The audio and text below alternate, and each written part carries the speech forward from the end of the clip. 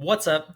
My name is Casey, and I'm here with a very special guest. So approach, seeker, and ask, and this is the Oracle Podcast. And today I am joined by Anna from Anna-Nerdy Mommas on TikTok. She is awesome. She has been very gracious and very kind to a lot of my posts that I put on TikTok. She's sat through some of the dumb skits and stuff that I put on TikTok, and she laughs at some of the sillier Cosmere content that I put on there. So I really appreciate her for taking the time to come on. Why don't you tell the podcast audience a little bit about yourself and a little bit about the content that you make? Okay, well, my name is Anna, and I've been on TikTok since it was Musically. I don't know, that was like a really long time ago. So Yeah. like I actually started out on TikTok making funny, silly little like lip syncing content just to promote my brand, my online business, because I basically draw my little fan art and then I get it made into specifically cloth diapers. So I'm like always advocating for teaching parents and things like that about how to switch to cloth diapers. But I've kind of branched out over the years. So basically, anything I can stick my artwork on, I do. And all of my artwork is just inspired by like different fandoms that I've enjoyed throughout my childhood. I guess like a nerd since I was a kid, I guess. Like I grew up watching like Pokemon and Sailor Moon, Adult Swim at like 3 o'clock in the morning, wake up to some random Inuyasha outro and be like, darn, I missed it. That was how I grew up. So like being able to make products for parents that also had that childhood, like that's been my main goal with my brand. Awesome. So, if you had to name your top five favorite fandoms from childhood to now, what would you probably say? From childhood to now, I would say probably Legend of Zelda, Sailor Moon, Kingdom Hearts, Final Fantasy, specifically Final Fantasy X, All right. as Final Fantasy VII. I'm allowed to do that because it's the same Yeah. franchise. Yeah. That's fine. Was that four? Was that four? I think you have one more. Okay. I'm gonna say Harry Potter, Yeah. but like, no, no, I'm gonna say Star Wars. All right, that's a solid answer. Either way, I mean, I don't know if you saw the one post that I did the other day, but when I was a little kid, I won a costume contest as Harry Potter. So I've been a Harry That's so Potter cute. fan for such a long time. I remember Obviously, going I've to kind like of the book releases when they did them yeah, at the bookstores and stuff, like the midnight releases. Like that was the yeah. stuff that I did when I was 15 years old. See, I was just a little kid. I can't remember how old I was, but I was a little kid when the seventh I'm book a wee came bit out. ancient, yes. That's all right. But I was just a little kid when the seventh book came out, so it was really late for me to be out. But I was dressed up in my little cute Harry Potter costume. My mom literally like made the scarf for me and everything. I love that. Uh like sewed the robes and stuff, and she made like the Gryffindor patch and emblem and everything for me, and I ended up winning that costume contest and winning a signed copy of the book. It was one of the most That's so cool.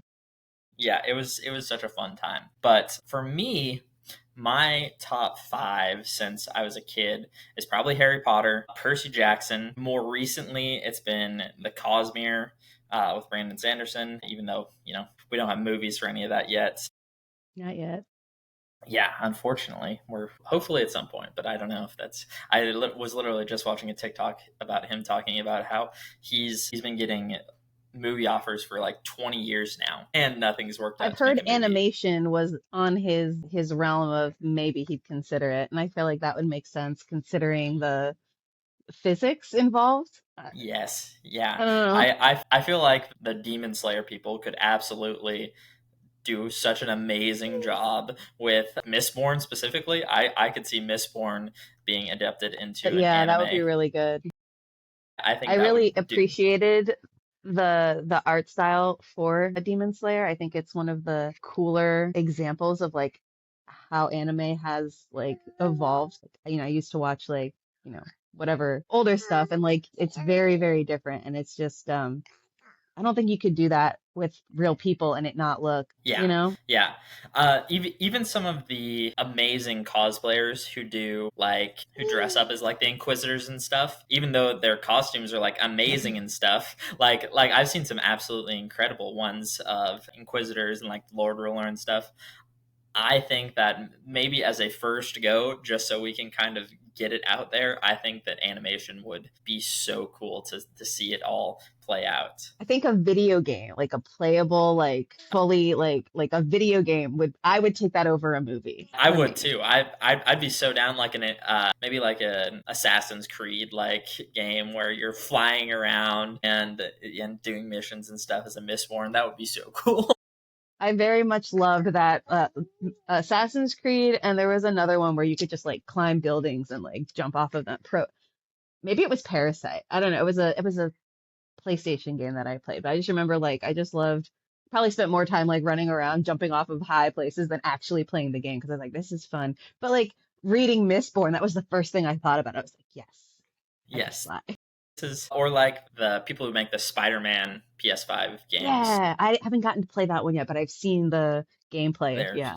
they're so much fun. They're way too much fun. And if they made a Mistborn game, I would take all of my money. You can charge $100 for that game. I don't care. I will buy it. I will stand in line out in the cold, even though you don't do that anymore. I would stand out in line in the cold to do it Because because it worked that would in be reverse, like when they did, I mean, I know there's a couple of things that are based on video games, but like, um, the Last of Us, yeah. I think that was, I didn't play the game, but I've heard it's a very faithful, like, rendition. So I feel The like if you can go from like video game to movie, I feel like book to video game is like, that's basically the blueprints right there. Like it just tells you what to do. You're yeah. fine. Do it exactly as the Well, book says and you're good. exactly.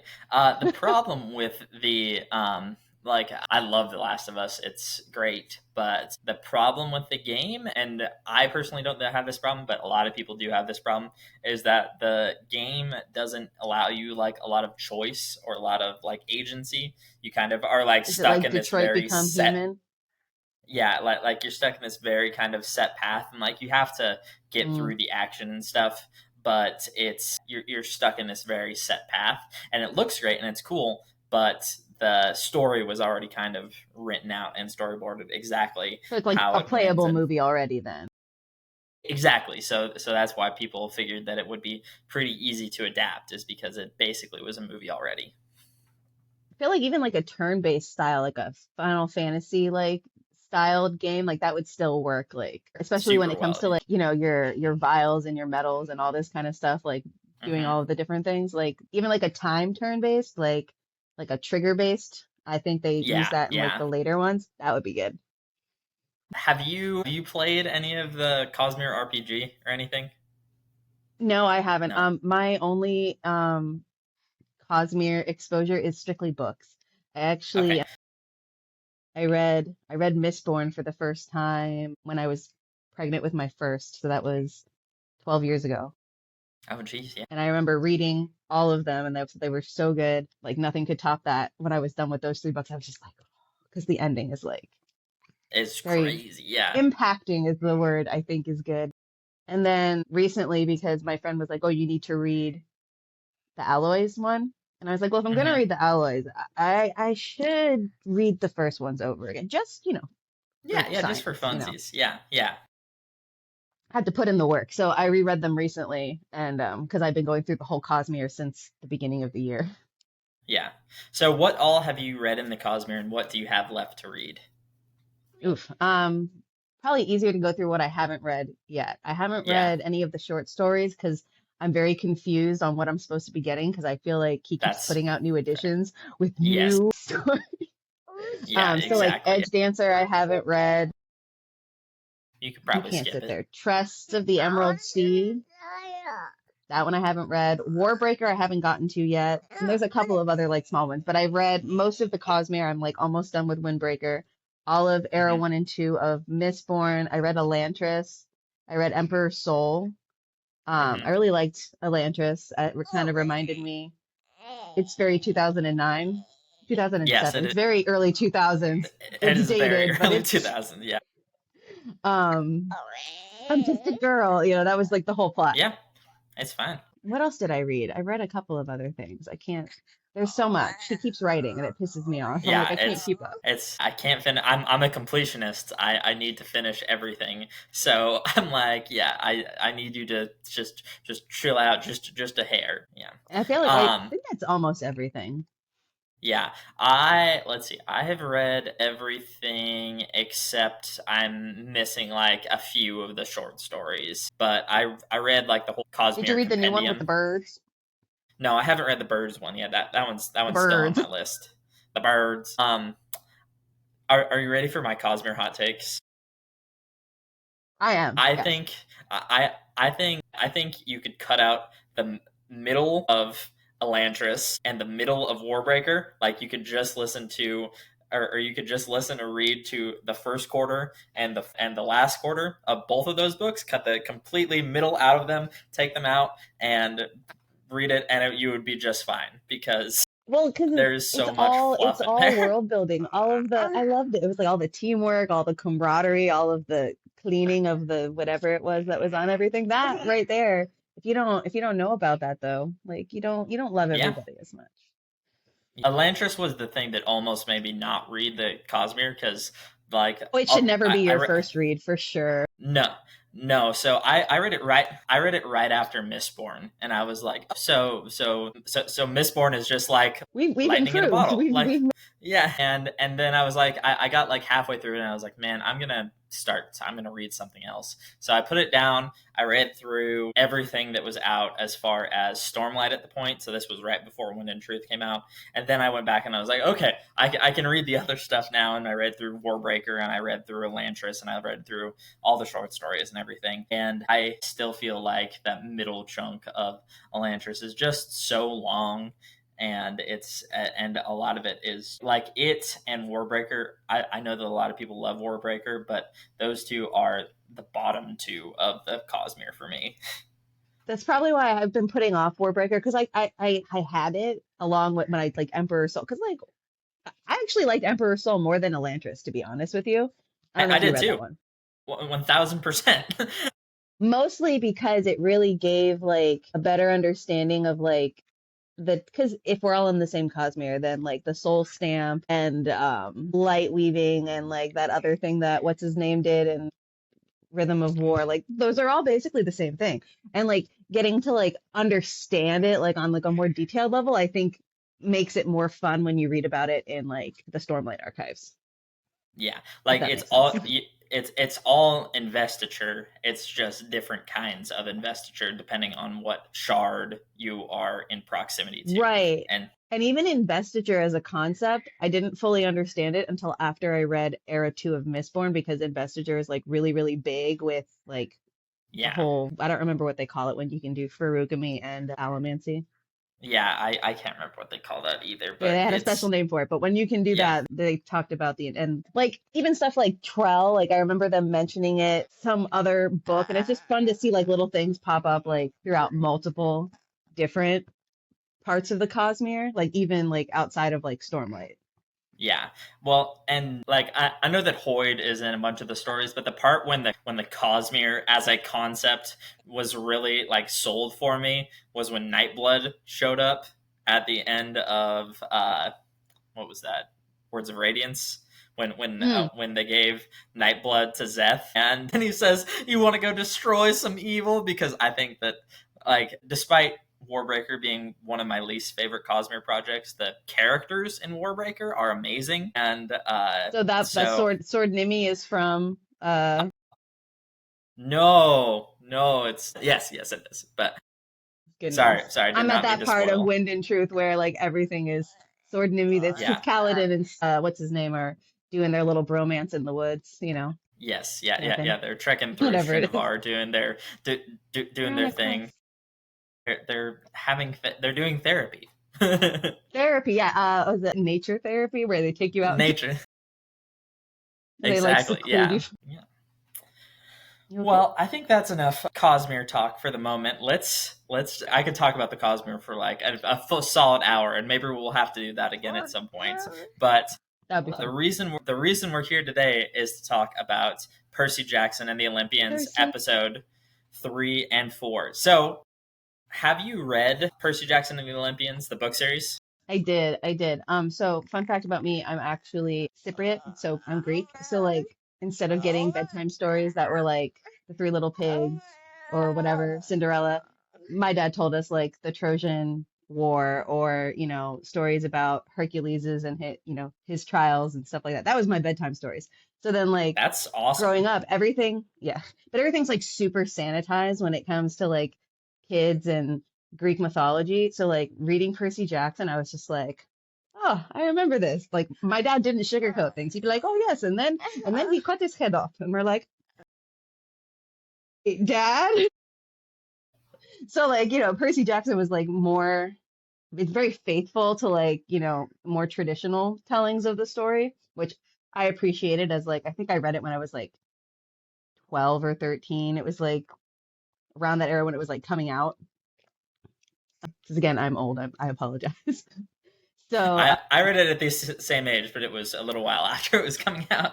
but yeah, the books themselves, like when the movie came out, I was like, oh, I'm so excited. And then I saw it and I was like, so like this TV show has been a nice redemption arc, much, Yeah, yes. much more faithful. Like there's differences, but I think it does a good job so far. So especially these two episodes, I feel like the changes that they made are very beneficial. The second episode in particular, I feel like is a bad example or a good example of a bad adaptational choice where it like they were trying to be faithful to the book, but they just missed a few setup things along the way. They sped, Yeah, and so it felt super rushed, especially when they were giving Percy the quest. And so it felt like that kind of just came out of nowhere, especially. yeah, he was like at the camp all of a sudden being assaulted by other kids, and then all of a sudden you're like, hey, by the way, a quest. Yeah.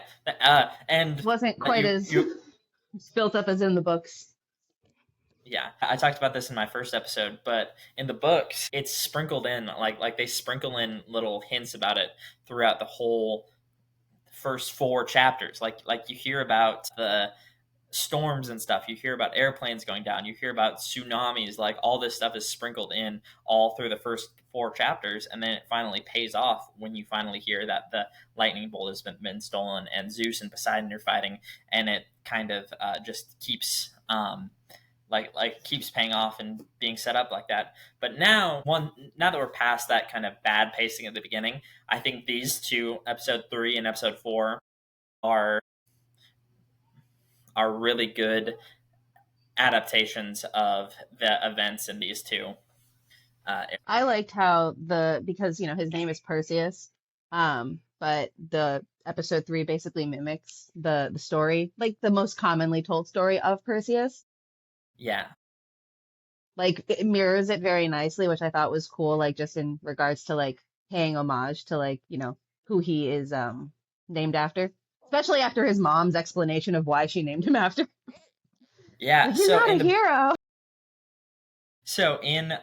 In the books, especially, I think that this is one of the best changes that they did is Percy's mom's explanation of him and about how they are together and they're having to brave a storm, they're having to brave a storm together, like Perseus and his mother did in the story. So I think that that was an amazing change that isn't necessarily in the book. Like she talks about how she named him Perseus because Perseus was one of the only demigods to survive in the old stories, but in the series, I feel like they do a little bit better job. I did also, sorry, go ahead. No, you go ahead. No, my train of thought is now gone. So you Okay. One of the main things that I really like about this as well is they really play up how sympathetic Medusa's situation is and how the gods were really jacked her around. Like they put her in a bad situation and it wasn't her fault, but they punished her anyway. And I feel like this is setting up like there are a lot of things that are set up really nicely to eventually put Percy in the position where he makes the decision that he does at the end of the series. And I feel like Percy is even like mentioning things here where like he's kind of upset at the gods, or where he is mad at them about certain things here. And I think that Medusa being a little bit more sympathetic towards Percy really helps to push Percy in that direction that he eventually ends up in.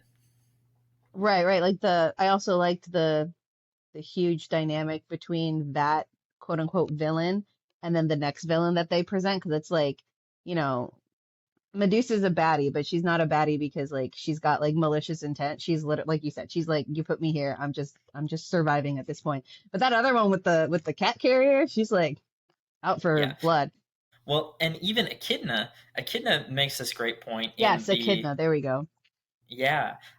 She makes this great point that's like, hey, like my mother is your great great grandmother. Like this is a family story. We're all family. So you calling me a monster is a very choice set of words. Like I just happen to have parents that don't quite look as humanoid as your parents. So like one of the main things that the show does that is awesome as well is that they fix the problem that happens in the original book series where Percy falls through the floor of the arch, but the arch does not go over the St. Louis River, so the river like comes up and grabs him in the series. And I think that that is a hilarious change because it's always been like a meme in the book community, and they fixed it in the series. So I think that that part is just really funny. That part in general from like the book series about how like places of like learned knowledge or like temples to Athena, I always thought that was like a really cool concept because then like again navigating everyday life, I'm like, what else is like a hidden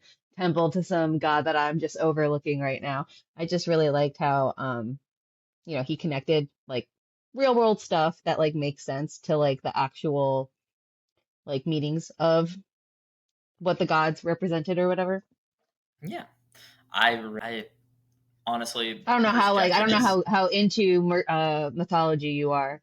Like I said, I just grew up with the story, so I'm huge into mythology. I did not formally study it in college, but I took a bunch of mythology classes and stuff. oh, that's fun. And so I've been into it since I was a kid, and obviously I continued to read more about it. I really like religion itself is a very interesting concept, especially in fantasy, and seeing the different forms that religion takes in different fantasy settings is a very interesting concept to me. And so I really enjoy all sorts of religions. I think that religion as an entire concept is fascinating. And so I think that mythology is really cool. I think that the Greek gods in particular have kind of been my area where I have learned the most outside of my own religious beliefs and stuff. It's so cool to hear you like relate the mythology to religion and not to just like storytelling. I can appreciate that because normally when people want to talk about mythology, it's always in that very like they want to separate it from religion as if it wasn't Well, I mean, like if religious in some concept. But like I like how the movie was, whatever, but each episode of the series so far, like I said, I think it does a good job of like at least honoring the source material of like what their each character is representing.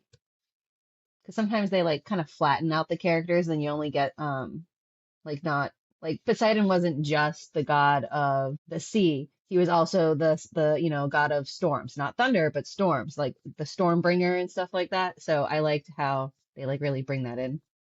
Yeah, he was the earth shaker. Like they believe that Yeah, he was responsible for earthquakes too. earthquakes. Like, yeah, that was such a cool concept that is very unexplored in a lot of mythology. Like a lot of people just picture him as the sea god, but he was a lot more than that, and he was a lot scarier than that. And I think that Epic, especially, have you listened to Epic? I'm still trying to figure out how to like see all of it. I've only like seen everybody doing the Calliope Calypso song. I love that. Yeah, I love that little yeah. soundbite. It's my favorite. It's pretty good. It's pretty funny. You should look it up on if you go on Spotify. You can find the creator See, I has don't a. use Spotify. I gotta use There's everything's on a different app. You get an app I and know. then they're like, oh, but you need to get this other app and then this other app to use this app.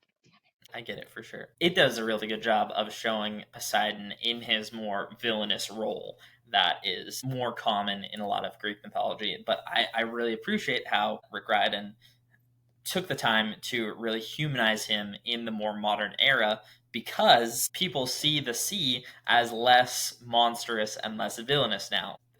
I was Mind you, reading the this ocean whole is thing. terrifying. The ocean is so I scary.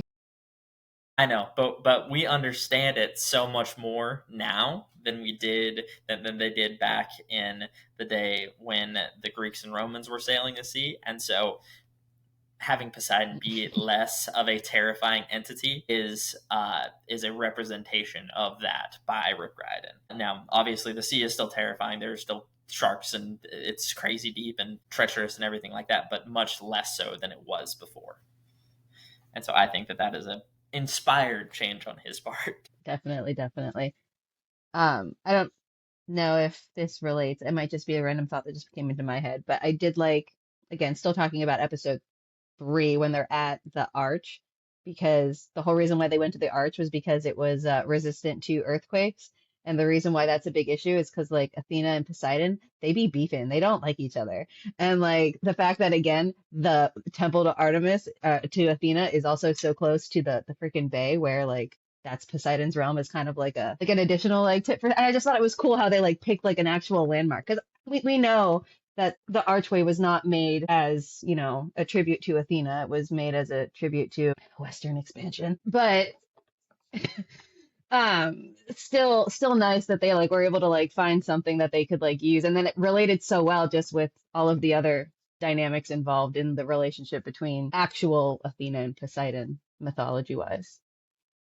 Yeah, and I really like how they have done a great job, even better a job than in the book, I think, than making Percy and Annabeth rivals at the start because their parents were such like bitter rivals for the whole time. Like the whole story of Athena and Poseidon competing to be who would be the patron god of Athens, and the story of Medusa herself, how Medusa and Poseidon were smooching Well, in Poseidon's the Athena's. reason she's in her Yeah, situation in the first yeah, place. Like, exactly. and Like then it's Percy's a over there whole like, what did my dad do? Shit. couldn't be me. It's like the most awkward like family reunion ever. Like, I saw what your mom did. I Saw saw what your your mom. dad did. Your dad. My God, he was. Zeus was kissing everyone. Zeus was turning into horses and kissing people. It was crazy. That guy was Zeus, smooching everybody. there's a reason they had to put a handle on that man. Man, that's that thing. I don't know. But oh yeah. So and I love how Percy and Annabeth are such big rivals, especially at the beginning, because of their parents' animosity and everything. And I love how them eventually overcoming it and becoming friends is such a insurmountable Spoilers. thing. Oh, Atlanta. Yeah, sorry, I forgot that the well this book series came out This is why you like have to read the books. This is it's not our fault you yeah, yeah, didn't do the homework. yeah. Please read the books, but also I do apologize. Spoilers, spoilers, spoilers. But why We can they do censor it out. eventually It'll be become. fine. Yeah, yeah. It'll be That's what fine. post editing But is for. exactly. That's why I have to go Why it's through not and live. edit a bunch of stuff. Yeah, yeah, exactly. But the big thing in the have you read like the sequel series in it and everything, like the Heroes of Olympus and stuff? So I read it along with all the other stuff I read when I was like going to school, you know, and then I graduated school and then life, you know, happened and then I started having kids and now I got 3 of them and then I just recently started reading like again this year. I took an 11-year break from like hardcore reading for a while. I've probably read like a handful of books in the past 10 years and then this year I've read 76 books. I don't know how many, but all of Yeah, the yeah, Brandon Sanderson that I've been reading. So like I took my kid to the library and I'm looking because we're looking at the Rick Riordan stuff and I was like, there's so many more. I was trying to figure out because you know how like there's not everything at the library all at the same time. So I'm like piecing together how many more series this man has written. I'm like so like it's excited. And then I'm like, am I so allowed to many. read these? Like I'm an adult. I can check these out, right? I I so, might I might go I back and get. Yeah, I would recommend the Heroes of Olympus series. It's a sequel series to the Percy Jackson series. It happens basically right after that. Ooh. So it's the Lost Hero, The Son of Neptune, The Mark of Athena, The House of Hades, and The Blood of Olympus. It's a 5 book series, and then there's also a series about the Asgardian pantheon. Oh And yes, that one I did see too. I wasn't quite as interested in that one because I was like, oh, it's not Greek mythology. yeah, it's That's really good as that's my well. Greek side coming out. But no, I I my daughter was thinking it. She liked the cover. It's like you can't judge a book by its cover, except in this case. That's a very nice art on the front. It's such good art, and I really like those books as well. It just deals with a little bit different topics and stuff about mythology. Like there's a character in there who is Muslim, and like she actively follows like the Muslim faith, and she is in this world of Greek mythology, but she is having to navigate that and like the Asgardian mythology and her own faith. So it's a really cool topic there. And then the main character, who is Annabeth's cousin, I think is how that ties in. Yeah, uh, he is like an atheist, so like he does not believe in capital G God, but he is having to deal with all these lowercase g gods, and so it's a cool. Did you not to like segue? Did you read American Gods, the book? I have not read American Gods yet. It's on my list. That's another interesting concept of like religions in general, but just like it's investiture, basically. Okay. It's not a spoiler or anything, but like the Yeah, yeah. concept of like how the gods work, it's basically like if you believe in them, they have power. But sorry, you were talking about all the other things that just popped in my head. That will happen. I'm very sorry for that one. No, no, that's okay. Um, and then the Trials of Apollo series is after the Heroes of Olympus series, and it is maybe my favorite thing that Rick Riordan has ever written. It is a beautiful, like, I don't know, it's so good. It's the best thing in the Percy Jackson universe that is one of my favorite universes. So I like it. If you get the chance to read through it, uh, try and get you through the Trials of Apollo, because the Trials of Apollo are like these beautifully written books about mature topics in set in the Percy Jackson universe, and I think that they are just the cat's pajamas. See, now I But remember why that popped in my head. I'm so sorry. One thing I like about Rick Riordan is that he's very like knowledged on when he writes about it. He doesn't just like pull random cultural references out of the air. Like there's like thought, which is why he can get these like really specific relationships in the story that are kind of like if you know you're like aha. But with the American Gods, I felt like just because there was such a huge array of different religions and different lowercase gods that were picked from, but never the uppercase one. yeah, Which too, I've never seen it referenced in Rick Riordan book, and he's written a lot. Like not even just the series. We checked out. He has like a like a retelling of like basic Greek mythology stories that are hmm like very, very mature. They're not sanitized. I had to actively edit certain things while I was like telling them to my 6-year-old because they were not that appropriate. But for an older kid, high school, but an adult, I like I said, I like how they're very faithful to that source material. yeah. Uh, what was I going to say? Oh yeah. So on the topic of your kids, what book series are you going to encourage them to read? What book series are you going to uh, encourage them to read, and which ones are you not going to encourage them to read? That's hard. I feel like I'm very much against telling kids what they shouldn't read hmm to an extent, obviously. We got Yeah, to yeah. keep things Obviously, like within like an age appropriate age age like appropriate. Yeah. yeah, right. But like my 11-year-old, she's read all of the Harry Potter books. We've read them together. They were like bedtime stories when she was little. hmm She's gotten through The Hobbit, The Lord of the Rings books. She loves Narnia. hmm And right now she's working on The Wings of Fire. I haven't heard So of that one. like it's a dragon book. So like now I'm like, well, what should I show her next? Yeah, But Rick Riordan is on the list because I feel like it's on her level of like, you can just like you can devour those books. Maybe like Series of Unfortunate Events. I really loved those as a kid, and those were I an like easy those ones read. too. Yeah, yeah. Those ones were awesome. I liked that's a really good example of creating like a whole entire just like what Brandon Sanderson does with the Cosmere, where he has like like it's not just like the printing press, but they do like the events and that they even have like the games. But like with Series of Unfortunate Events, there was like this, the guy who made it was like basically cosplaying as Lemony Snicket the entire time. He was like touring for this book. Like he's like, oh no, I am this man. Like this really Yeah, did happen, you know, like, and I loved the commitment to the bit. I love it. yeah. The Dragonsteel Nexus is coming up, and I cannot go. I cannot get the time off of work because I got married this year, and so I know it's awesome. But I cannot afford to make the trip to Salt Congratulations, Lake. by the way. I forgot.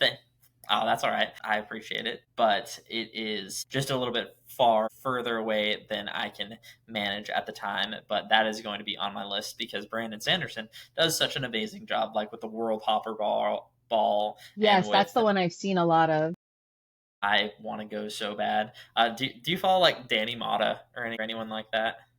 No, I'm like so bad with names. that's all right. He's a goober. He's a white guy on the internet who talks about anime, but but he also really There's like likes. 10 billion of those. Yeah, yeah, exactly. That's what I'm saying. He's pretty funny, but he really likes Brandon Sanderson too, and so I will be living vicariously through him when he goes. Oh, is he going? Is he on? Yeah, he's on TikTok. He mostly like posts clips of his YouTube stuff, but Okay, because he I did recently talk to slash comment back and forth with somebody with Danny in their username, and it might have been on one of your posts or somebody else. There's only like a handful of people that I follow that like make Cosmere content because like none of my friends have read it. So I'm like, I can't even send this to anybody when I find good content. I'm just like, I need to give it somewhere. I'm just gonna start sending you stuff now. I felt kind of bad, but now that we've talked a little bit more, I feel like I can just send you all of the Cosmere stuff that I want to send to someone. It's like hard when you like you niche down, you know, like you know, like I can't even make Cosmere content because like everyone who follows me is like, what is this? What's going on? So What are that's we what happened. doing? So I have another TikTok account that has like 8,000 followers on it that is more like rodeo and horse related content because that's where I got started. And so like and I talk about like veterinary medicine and stuff there. And I have another podcast, plug to the off season podcast. Go follow it on your respective podcasting forums. But it talks more about that side of stuff. But uh, I started realizing that I had too big of a divide in my two sets of content because like I would post some Cosmere stuff there and like some random nerdy contents there, and I decided, you know what, this would be better if I just made it into its own thing. So that's where the Oracle Yeah. podcast and this whole TikTok kind of came from. So I decided to niche down there. Sometimes it's like because I started super niche and then like I almost had like the opposite problem where like I niched down so hard that it became hard to grow because like how many people are parents who grew up watching anime, who have kids, who are in diapers, who also decided that they want to use cloth diapers. Like that's like a very like small group of a That's small group of a very small group. niche. Yeah. I've had to be like, well, also, I don't just do cloth diapers. I also do this, and there's also this, and I also like I have to be like share more. Well, do you have anything last things? Let's do ratings out of 10 for the two Percy Jackson episodes, and any last thoughts on them, and then we'll move on to the game. So episode 3, I would definitely give like a 7 out of 10, mostly because I'm super biased. I really enjoy the Medusa Percy thing. The fourth episode, I'm trying to even remember what happened in the fourth episode. I watched So the them back to fourth back, one, so to me, it's all yeah, one episode. yeah. So What the happened fourth when one, the fourth one is Echidna? Echidna and the Arch and everything. That was episode 4. Yeah, yeah. So episode 3 was Medusa. Episode Oh 4 yes, was he gets Echidna. the very end was he gets his daddy takes him again. I remember that. Yes. Okay. Yeah. And he realizes I can breathe underwater. I My can daughter's breathe sitting there underwater. going, dude, you're a son of Poseidon. Why don't you Yeah. take my breathe, darn you? They showed the swimming lesson at the beginning for a reason. Come on, Percy. But even that, I felt like that wasn't like when even knowing that it was supposed to connect to the whole, you know, him being a son of Poseidon, I felt like it didn't show through in the book. In my head, I was just like, this boy really just loves his mother and just gentle parented her ass when she was getting all uppity. To me, that was like she is his piece, not he's not one with the water because of his father. I was like, that part totally did not translate in the TV series, I feel like, versus the books. No, I feel like the books does that part a lot better, but it does you don't see that much in the book of them. Like they don't do the flashbacks in the books as much. So I feel like it's a nice change to do the flashbacks and to see some of these earlier moments in their life and see how hard it must have been for Sally Oh, Jackson. for The sure. Saint Sally Jackson. Sally Jackson is the best character in the Rick Riordan verse. I will not be taking any questions. She's the She best. is my favorite book mom. Like I remember reading it, I'm like, this lady don't quit. Spoilers, No, sorry. no, she's the best. And one of the bigger things that I have a problem with the series is how they handle Gabe in general because I Oh don't yeah. feel I just don't feel like he's and There like wasn't enough of this a is reason to dislike him. yes, exactly, especially with He was what happens. he was literally just an average white dude. And Yeah, exactly. As a white dude, I 1000% agree. Like he was just a like white guy. to me, like it was almost like maybe I don't know, maybe because they were trying to like keep it more like because they didn't get into like Medusa's details either, so maybe they were just trying to keep it as friendly as possible without like really taking too much out. That's the only reason why I can think that they would do that. That's gotta be the only reason. But then they still go 'Cause it is with what Disney. happens to yeah. Well, and spoilers, but he still meets the same fate at the end of the season. So it's like But that's what that I part mean. Like is there's no build up. There's not enough yeah, reason for it to like feel like it was justified when it happens. It's more like, ex- oh, he's just another victim, another byproduct of like the overall happenings. yeah. This episode, these two episodes did make me like Annabeth's role in the story more. My biggest critique of the series when it first came out was that I did not like Annabeth's role in the story because I felt like they were diminishing her role as the person who is super knowledgeable about Greek mythology and about the world. But I remember you on, saying that in your podcast for the other episodes because yeah, he's not supposed to know anything, and Annabeth is literally supposed to be like, "I'm keeping you alive because you know absolutely nothing," and then he's yeah. just like, "I actually do. My mom told me this story." Yeah, but on this rewatch, it has made me re-examine that opinion in these two episodes, and I feel that she maintains that same role that she plays in the book a little bit better in the middle part of the season. So I guess we will continue to see how that goes. But for me, the Medusa episode, just with the Perseus comparison and the way that they handle her, that's a little bit different than the book. I feel like that elevates this episode to an 8 or maybe even a 9 out of 10 for me. And the Echidna episode is about a 7 out of 10 for me. That Right. So on to the game. For today's the game, we will game. be, yes. For today's game, we will be drafting teams for a capture the flag team based strictly out of Cosmere characters. So these characters cannot be shards, and uh, if they're Mistborn, then they have limited amounts of metal, and they cannot have uh, atium or duralumin. So all Cosmere, but no shard All bearers. no shards. So What's like that? no shards of Adonalcium. So like you could pick Sazed, but you can't pick Harmony, if that makes sense. Or you could Oh, okay, pick okay. like So okay, but it has to be the people, not the. So I can't be the Stormfather. yeah. So like Got it, got it, so got it. like and we're gonna do 5-person teams going back and forth, and we can't have the same person. Like so, like for example, you could pick Sazed before he picks up But the not two after he shards, ascends. but Got it, not after he ascends. So like you could have got it. Taravangian, but not. Uh, Now, how do things like Inquisitors factor into that? Or like, what that are the ones that had like multiple spikes? The Chondra? Are they you can pick them, okay? but yeah. But it's really up to you. You have to live with yourself.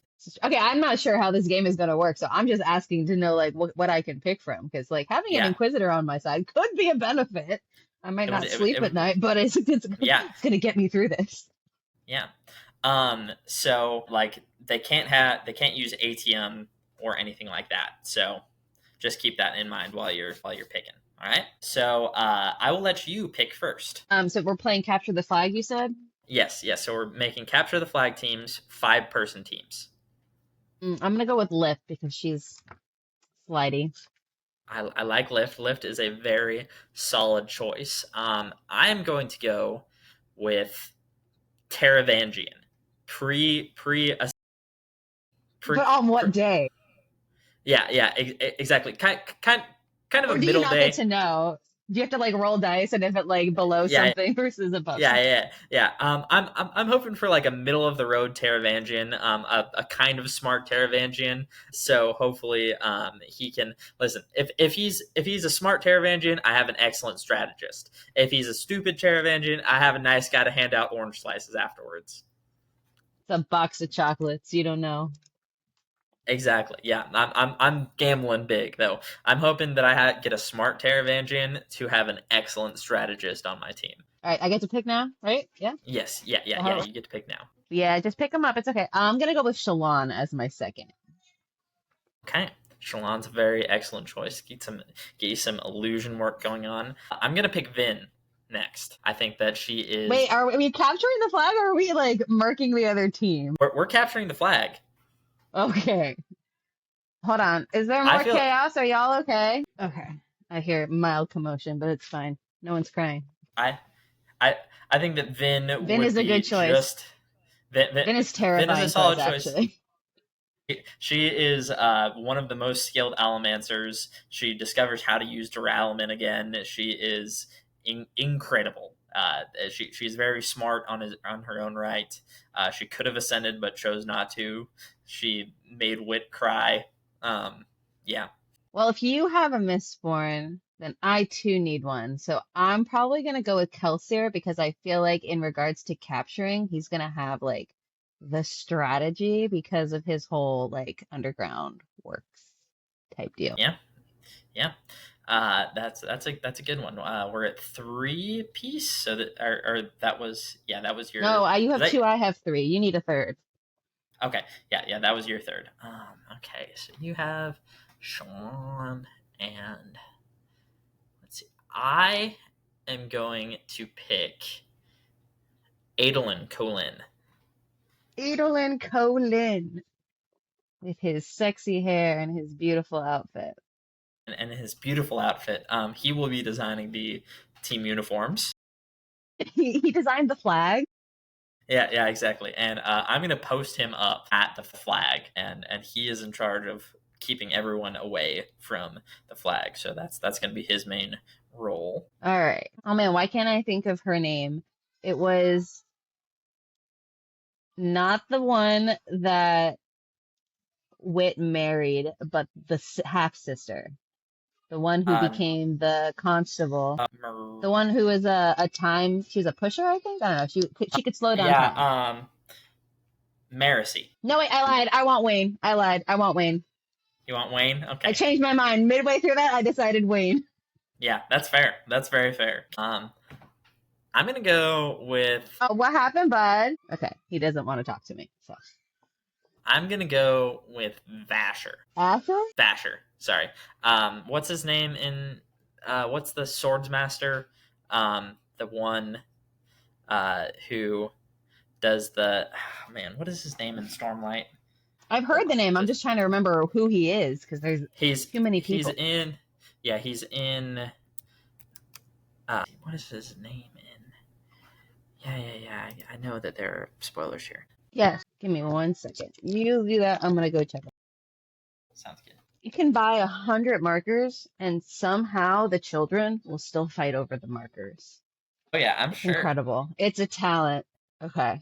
Sorry. Okay, so Vasher, who want I've heard him in Stormlight. I've heard it mentioned recently. Yeah, so he's I've Zael. seen it. He's Zael. Yeah. Spoilers, sorry. But yeah, Vasher and Zael Gotcha. are the same person. And Vasher's his name in Warbreaker. All right. So then I get one more, right? Yeah, yeah, we each get one more. I'm gonna go with Kaladin because I don't know anybody else who could maybe possibly match Vin if it came to like a hand-to-hand combat type of a situation. Yeah, Kind of forgot about that for a second. that's a tough one. Okay, so Kaladin. Okay, so I have Taravangian, Vin. Taravangian on a good day. You can have Yeah. Taravangian Okay. on a good day. Oh, okay. Thank you. I have Taravangian on a good day. I have Vin. I have Adolin, and I have Vasher. I feel like I have some speed. I've got arguably the two best swordsmen in the Cosmere. What do I need now?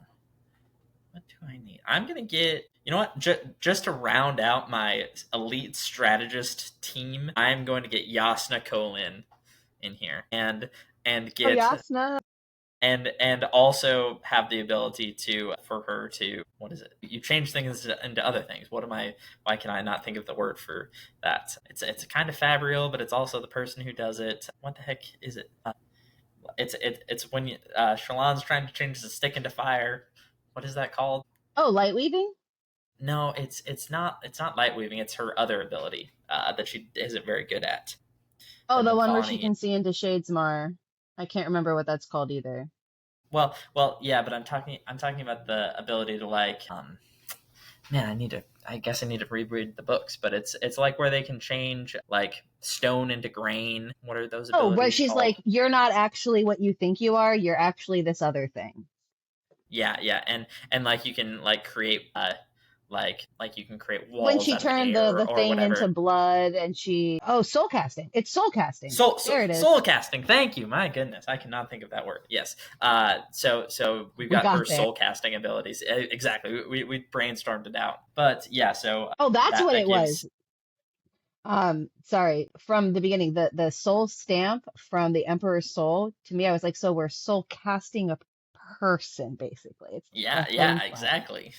It's the same thing. It's all the same. We're tying it back together. I think those are our teams. So read out your team. Okay, so mine is Lift, Shalon, Kelsier, Wayne, and Kaladin. That's a very solid team. On my team, I have Taravangian. You let me have him on a good day. Vin, Adolin, Vasher, and Yasna Kolin. And those are our teams for Capture the Flag. Let us know down in the comments down below whose team is capturing whose flag. It's going to be a tough fight. We've got some of the most powerful and most skilled people in the Cosmere on both sides here. So this should be a very exciting bout of Capture the Flag. Any last thoughts before we hop off here, Anna? I really appreciate you taking the time to come on the podcast. Oh, this was super, super fun. I always love an opportunity to get to talk about, especially like Cosmere stuff or like books and stuff. Because like I'm not a book forward account, so like I said, I'm trying to branch out more. So maybe I'll make more book content. But like being able to, because I feel like everyone reads stuff, but everyone's reading like the TikTok stuff. No one's reading this stuff, you know. Yeah, So it's nice to see it like appear on the FYP more. But yeah, no, this was super, super fun, especially like Percy Jackson, because I didn't even know that the new season was coming out until I saw your TikTok, and I was like, "Oh, that's exciting! We have to rewatch it to get ready for season two." So yeah. like that was great. We're But I right on really track. appreciate having me here. Yeah, of course. Shout out where people can find you. Shout out your content. Anything you want people to know about. Ooh, I am Nerdy Mamas, Mommas. I am on Instagram. I'm on YouTube. I am on TikTok. I'm on Pinterest. I'm on Facebook. I have a website. It's nerdymamas.com. If you're looking for nerdy apparel, stuff for your house, stuff for your baby, I'm your gal. She's also super nice, super awesome. She's been an Oh, thank you. amazing guest on this podcast, and I hope that I get to have her on another podcast again in the future. I have been Casey Budge. This is the Oracle Podcast. Please be sure to go and check out the off-season podcast and find me at the Oracle Podcast on TikTok, Instagram, YouTube, and everything else. I will be posting two more of these videos, and then for the finale of this kind of series that I'm doing leading up to the new season of Percy Jackson coming out, I will be watching the two movies. And Oh, I'm putting my body and mind on the line, especially with we that second appreciate movie. the service Yes, that you're doing. Yes, exactly. And so I will be rewatching those right before the new season comes out, and then I will be doing weekly uh, reviews of the episodes as they come out. So be sure to follow me if you enjoy this content. I'm hoping to get more guests on. So if you know someone who would be interested in coming on the podcast, or if you like Percy Jackson, then be sure to reach out because I would love to have more people on to discuss Percy Jackson. This is a community thing, and I want it to be more filled with people who love Percy Jackson. So thank you so much for listening to the Oracle podcast. I am Casey Budge, and this has been your prophecy.